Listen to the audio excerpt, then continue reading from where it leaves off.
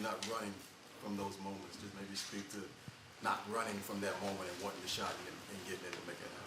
I mean, it's basketball at the end of the day, man. It's not too serious. I know these games are high stakes, and it's a lot on the line, but at the end of the day, it's still hoop. And so in the moments, I try to be as calm as I can and execute the game plan, really. And it's a fun game, man.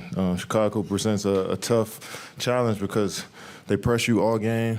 They top 5 in the league and turning teams over.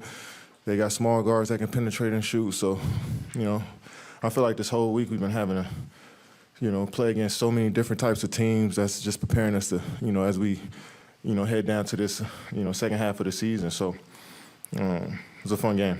Do you take a moment to enjoy those moments, or like I saw you celebrating with the crowd? Yeah. You take a chance to like digest it in a celebratory way, or not? I mean, if it's a timeout or something, and get a chance to take it in for a couple seconds as I'm walking to the huddle, and then I got to worry about the next play, So let's try to have that next play mentality, but also understand and stay present.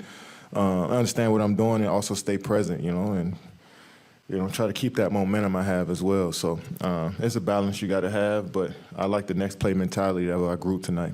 Last thing I had was the pass from Nurkic. How big was that for you to scramble a little bit and find it? Huge. I mean, everybody in the gym knew the ball was coming to me, and especially Caruso. He's such a smart defender. He jumped it. Him and DeRozan, I think, kind of shadowed it a little bit out of bounds pass, and Nurk made himself available, and we work on that backdoor so many times in game and practice. So I seen Caruso flying too, so I had to double pump just a little bit, but I'm glad it went in. After coming off a back-to-back, you guys kind of started off a little bit slow. Defensive rotations were a little bit slow. What was a seminal moment in the third quarter that kind of snapped things back into place for you guys? I feel like I could have, early in the game, I had like 3 or 4 wide open threes in the first half that I thought could have settled us down, or guys making great plays, penetrating to the lane, get me a 3, and I just brick it. And I felt like that's, a couple of those they ran out for layups as well. So I felt like that was the momentum right there. If I'd hit 2 or 3 of those threes, we'd have went into the half down probably 10 or 9, and that's just a whole different game. So it's a make or miss league. I always say that. They made shots in that first half. They got hot. Made, I think, 10 threes that first half, and we couldn't get none up. We couldn't make any, and I was 0 for 6 in the first half and 6 for 15. So we made 14 threes as a whole and got back up to 40% from the 3. I think we made shots in that second half. Kevin, congrats on the game. Kevin, initially you got fouled by Caruso. He was thrown to the sideline out of bounds. Was that Nurk improvising, or did you guys have that play? Yeah, I mean, we was going to run the same play again where I just got it out top and just go. We knew they had a foul to give, so we knew they were going to foul. But like I said, Caruso is a smart defender, and he's seen the play coming, and they jumped it a little bit. So Nurk, being smart as he is, to always flash when I get the nod, and I was able to get a nice backdoor. Do you remember a moment, maybe back in training camp, when you realized you had that chemistry with Nurk and you were going to be able to move and you'd see it? Yeah, I mean, I feel like we both know each other games from playing against each other for over the years. I know he likes to pass over the top.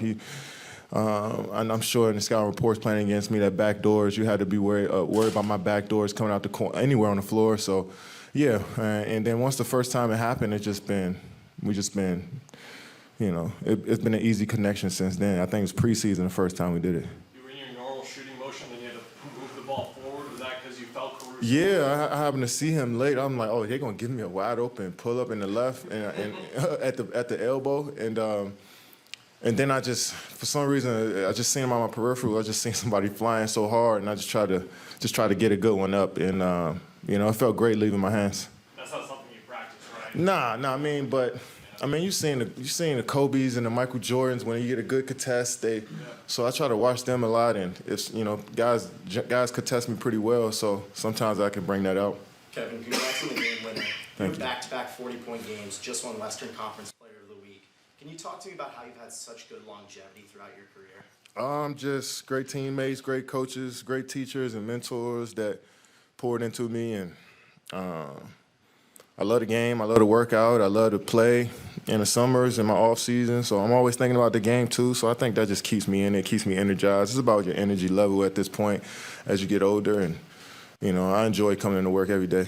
The crowd really responded to that tech on Drummond, and then Drew himself responded. How did you see both the crowd and Drew help you guys in? Yeah, I mean, that's the point of emphasis. If Andre gets you under the paint in a compromised position, try to wrap him up as best as you can and put him on the free throw line. And I understand why I played with Dre. I understand why he, that foul was pretty hard. I can understand why he was upset at it, and I understand why Drew took the foul as well. So it's just part of the game, and sometimes the ref need to get in there and give us some text just so we can kind of clear that up. And they got past it and was able to play a physical, clean game after that. And I think Drew's minutes tonight were so incredible.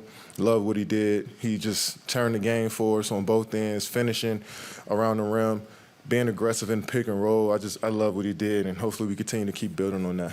You mentioned the turnovers and how they can do that to you guys. I think you guys only had 7 tonight, and I know you're That's comfortable incredible. with the range in some of these games, but that's a really low number. What do you think was the key there? I mean, 32 assists, 7 turnovers, man. I mean, we stayed patient. We didn't try to run into a crowd, and like I said, coaches, that was the emphasis before the game, and that this team is one of the best teams at turning you over. They got some of the best guards in the league on the defensive side with JC, Javon Carter, Caruso, Io. They do such a great job of getting their hands in the passing lane. So I guess we were just extra cautious tonight, and instead of turnover, we got shots up. How Jimmy, challenging sorry is if it you've already when you're- been asked this, but you guys didn't take your first lead until about 6 minutes left in the fourth quarter. What is it about this team that just allowed you to stick with it and get it done? Yeah, I think we were confident because I was missing threes. I think we got some. We were like 4 for 14 or something like that in the first, and they had made 12 of them, I think, or 10. I don't know the number, but it was double digits. And when you look at that and pretty much everything pretty much even, and you see that they just making more shots than you, I think we were confident that we could generate the same looks. We'll knock them down in the second half. And we also changed our pick and roll coverage and got a little bit more pressure on the ball, and we was able to get some stops and force him to tough shots and get out on the break.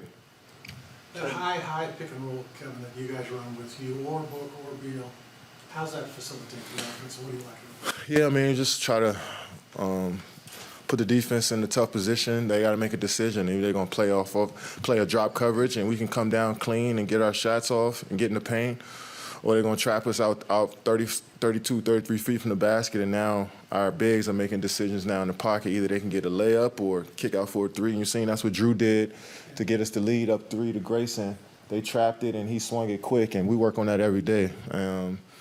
And so we try to make teams pay if they're gonna blitz us all the way out there. Kevin, how aggressive Vogel with the challenges? What do you think about how aggressive he is? That was I think the one on DeMar. Yeah. It was one where the refs were, where the coaching staff was like, no, I don't challenge it, and Frank still challenged it and ended up winning. And I think that was incredible on his part to, stick with it and, try to put us in a good position. And he's been great with the challenges all season, to be honest. And I feel like he doesn't call them unless he for sure knows that we're going to win. And that was a huge play. 6 straight wins, longest road trip of the season coming up right after this. How much can this do for a team in your experience, getting on the right page as soon as you're leaving home for a couple weeks? Yeah, that's important for us to finish this off before we go on this long road trip. This is an important trip for us where we get to bond more as a team, but also showcase on the road in the tough environments what we made of. And our last couple of road games, we played New Orleans, and I forget who we played before that. Portland.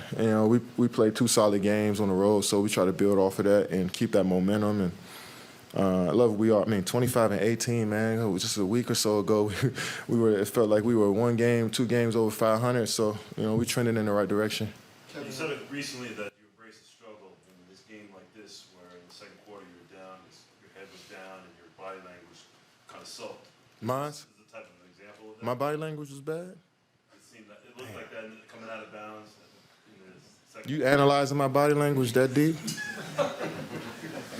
Yeah, it's a tough game, and sometimes you can't help but to drop your shoulders when they make a tough shot or we get a turnover. I think that's just a natural human reaction, and I'm not going to be excited and smiling if we get down 20 points. You know what I'm saying? So, but we got good intentions always. We try to just go out there and play hard every possession and see what happens, and it was able to turn for us. And coaches did a great job of implementing game plans that's going to help us that helped us get back into the game. We simplified the offense. And defensively, we were more aggressive. So, yeah, once the game started to turn, our crowd got into it. Crowd was insane tonight. Insane. And they could have booed us early on. They did that before in the season, and we understood, but they stuck with us and gave us some extra energy to finish this game out. Kevin, Brendan, last one. I don't know if you saw Joel Embiid score 70. Cat had 60. 70? Yeah, Joel had 70 today. 58 through 3. Yeah, 70? I seen Cat have 40 at half. I mean, the skill level in this league is insane, and actually the coaching, the schemes on offense is insane. You're seeing so many different sets being run for bigs to get threes. I mean, coaches are being way more creative to put their best players in great positions to get those numbers, and you got shooters all around the floor. You got penetrators. I mean, this is the peak of basketball in my opinion. You're seeing it with guys doing. I mean, come on, man. We got bigs in the league getting 70 and 60, making 9, 10 threes, shooting pull-up jump shot. I mean, it's insane what we got going on. Thanks, Kevin.